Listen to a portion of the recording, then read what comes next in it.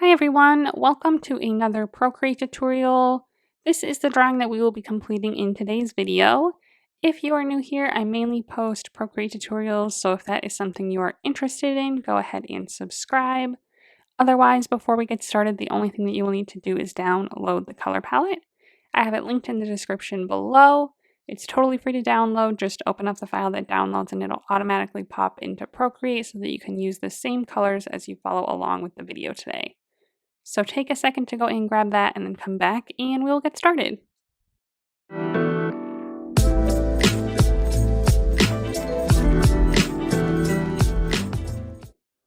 Okay, first things first, we will go over our canvas dimensions. They are 10 inches by 10 inches at 300 dpi. The color profile that I'm using is the second one on the RGB list. And for our layers today, we've used about 15 layers by the end of the video, so make sure you have at least that many available by checking here. If you need more layers, you can always lower your DPI here to get more. And this is the color palette that we'll be working with today, but we are just going to go ahead and jump right into it. So we are going to be on layer 1. We are going to grab this first color on the color palette and drag and drop that onto the screen to fill the entire background. On that same layer, we are going to grab the second color on the top row, use our monoline brush under the calligraphy tab. Go ahead and just set that to like 100%. And at the top of our screen, maybe about a quarter of the way down, I am just going to draw a line straight across, hold it down, touch my finger to the screen to make it perfectly horizontal, and then I'm going to fill below that. If you end up dragging to fill this and it goes over the line like this, all that you need to do is undo it and then refill it in and hold your pen down while you're filling it and then drag it to the left so that it goes only on the bottom portion of your canvas. Once that's ready to go, we are going to click the wand tool, click Gaussian Blur, and then slide this up to maybe 50% to get a nice gradient there in the background. Okay, so that is the first step of our drawing all done. So now we're going to add the hills. So let's just go ahead and add a new layer on top of this layer. Grab the first color on the second row. This is going to be our backmost hill. We're going to stick with our monoline brush at 100%. And starting on the right side of the screen here, maybe like a third of the way from the top, just under where our colors meet, I am just going to draw a hill shape going down and swooping across like this and fill in below it. Then we're going to add a new layer on top of this one, grab the second color on the second row, and do the same thing starting on the left side. Something like this, and then fill that in as well. Next, we will add another new layer, switch to the third color on the second row, and this time we're going to make two hills, one on each side that kind of meet in the middle, and this is where you'll see our river come through. So maybe start a little bit further down from our hill on the left side here, and we are just going to draw a swooped line down that stops about halfway through the page like this. So I have two little bumps and then it stops right here. Then from that point, I'm just going to draw kind of straight across, not in a perfect line or anything, and then fill that in. On this same layer, I am going to draw another hill on this side that's going to stop a little further down the screen, but also come almost to the middle, but not quite. So I'm just going to start here where I want it to stop, draw a hill going up and off the screen to the right, draw another almost straight line across the bottom, and fill that in as well. Now I feel like I don't have enough room for a good river under here, but I like the way that these are all kind of laid out, so I am just going to grab these frontmost hills and our second hill, and I'm going to click the arrow tool and drag them up a little bit.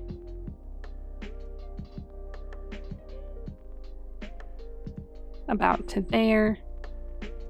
And then I'm going to just select my middle hill here in the background that we just moved up. Click the arrow tool, switch it to freeform, and just drag this down to fill through the bottom of the screen there. So now we have our layers looking about like this, and we have a little more room in the front here for our river, so that's good. So next I'm going to make the river, so I'm going to add a new layer. It's going to be above our second back hill and below our two little front hills here that are on their layer. So a layer right in between those. Grab the first color on the last row, same monoline brush, and I'm just going to draw a line straight across the screen, hold it down, touch my finger to the screen to make it perfectly horizontal. Click Edit Shape, and this is about where we want it to be. I want it to be right behind the tip of this hill over here, just a little bit above it there. Then we're going to go ahead and fill this in. Next, let's add a new layer on top of this layer. Grab the fourth color on the second row, same brush, and now we're going to kind of create the river shape by adding some pieces of land on each side of it. So let's start on the right side here, coming out from the bottom of this hill that we drew before. I'm just going to make a line that kind of swoops this way. And then I'm going to invisibly kind of connect it to the edge of the screen there behind that hill and fill that in. Same thing on this side. We're going to start and maybe make a swoopy line like this going off and to the left. And then again, starting here, kind of just invisibly connect it to the side of the screen so that we can fill that chunk in as well.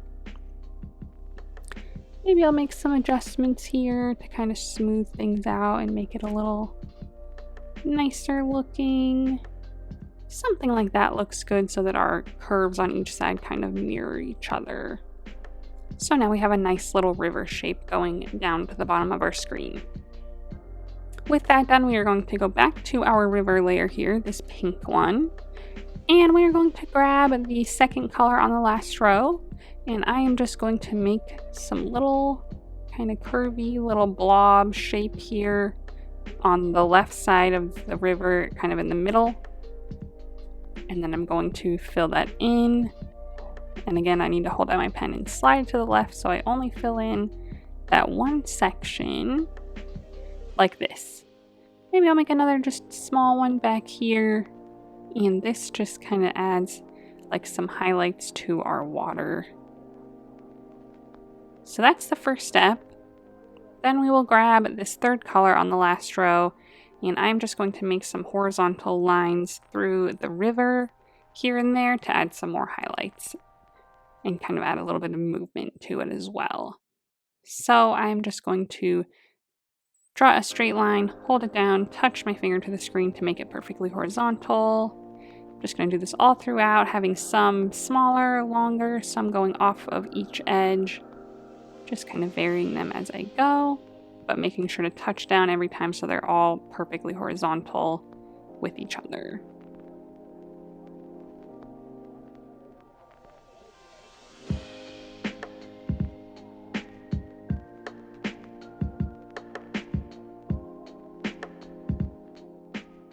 Okay, moving right along, we are going to add some bushes in the front here. So let's add a new layer on top of all of our layers. Grab this fifth color on the second row here. And then I'm going to start on the right side here, a little bit in from the edge of this hill. I'm going to draw, and then down into this lighter green just a little bit. I am going to draw a straight horizontal line, hold it down, touch my finger to the screen. And then I'm just going to make some kind of bush or even cloud-like curves here to make kind of a bush little shape with just all these different curves connecting, and then fill that in.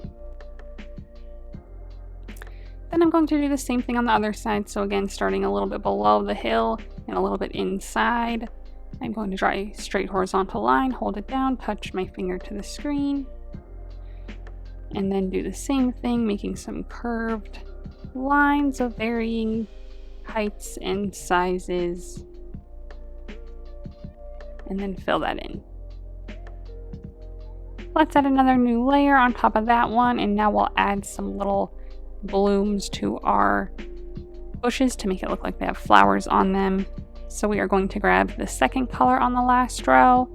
Using just our monoline brush at 100%, I am just going to make some little dots all over our bushes. Like this. Do the same thing for each of them. Just kind of scattered randomly throughout. Then we'll grab the third color on the last row and do the same thing, adding just a few more in to give a different little variation. I'll do probably less of these lighter ones than I did of the darker ones, but do whatever you like. Okay, that completes pretty much the entire front part of our landscape here. So now I'm going to add the sun and the clouds. So let's go ahead and add the sun, and the sun will be behind all of our hills, but right above our background layer. So let's add a new layer there. Grab the third color on the top row, and we are going to draw a perfect circle. So draw a circular shape, hold your pen down, touch your finger to the screen to make it a perfect circle.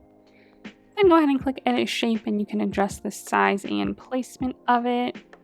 I'm probably going to do mine right about here, but you can do it lower or higher or however you would like, but I'm going to kind of off-center it a little so it's more so over this hill over here. So, and then let's go ahead and just fill that in. Then let's add another new layer right above this sun layer. Grab the fourth color on the top row, and now we're going to draw some clouds. We're going to do pretty much the same thing that we did with the bushes down here. So I'm going to start by drawing a straight horizontal line, hold it down, touch my finger to the screen to make it perfectly horizontal, and then I'm going to draw some shallower little curves to make the cloud shape and then fill it in. I might have one right in front of the sun but behind the hills, so another horizontal line.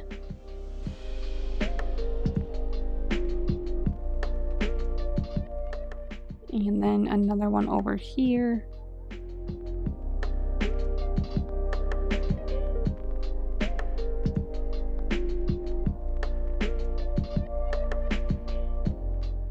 Something about like that. Next, we are going to add one more layer to this that is going to add some good texture to our entire picture. So add a new layer on top of all of our layers.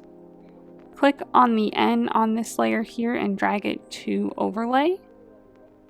And then grab this first color on the first row and switch to the to be compressed charcoal brush under the charcoal category.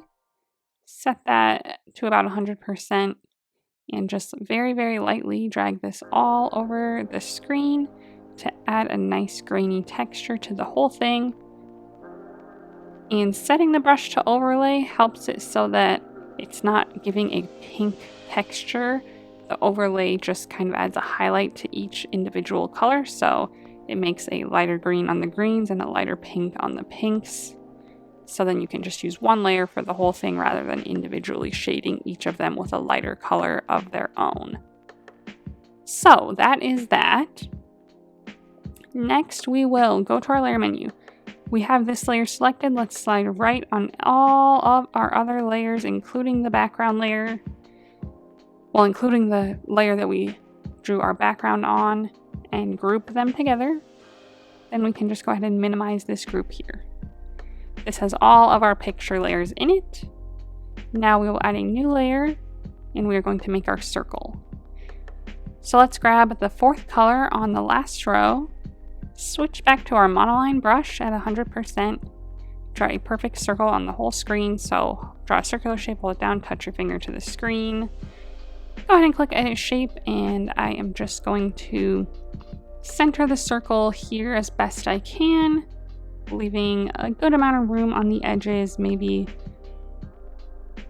about like this. Then let's go ahead and click the arrow tool, have snapping turned on, and then we can snap it to the center of the screen when you see the two yellow lines. So now we know it's exactly in the middle of the screen. Then we're going to drag our white color and fill in the outside of the circle like this. Go to our layer menu, add another new layer, grab the first color on the last row, draw another perfect circle, hold it down, touch your finger to the screen, click edit shape, and then resize it and recenter it again about where you will like it. So this is going to be the border. So we want it to cover a little bit of the white that we drew before all the way around. And that is how thick the border will be in just a second. So let's grab our arrow tool again with snapping still turned on. Let's center this one as well where we see both yellow lines. And then we will fill in the middle of this circle. Click on our layer menu, click on this pink circle layer, and click on clipping mask.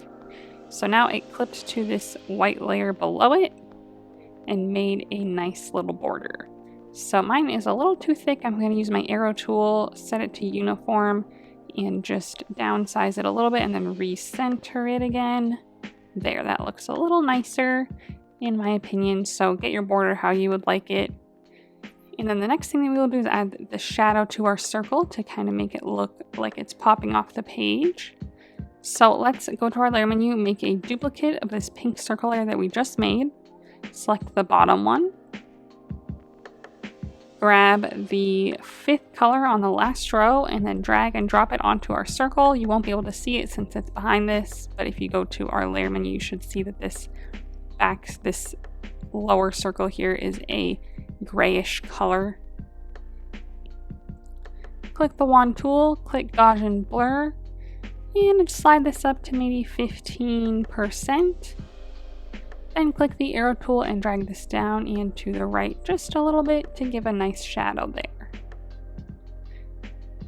And the last thing that we are going to do is just adjust our picture inside the circle a little bit since it is now cut off quite a bit. So go to your layer menu, find this group of all of your layers that make up the main picture, click the arrow tool, make sure it's set to uniform, and just downsize it just a little bit to kind of where it snaps to this circle shape.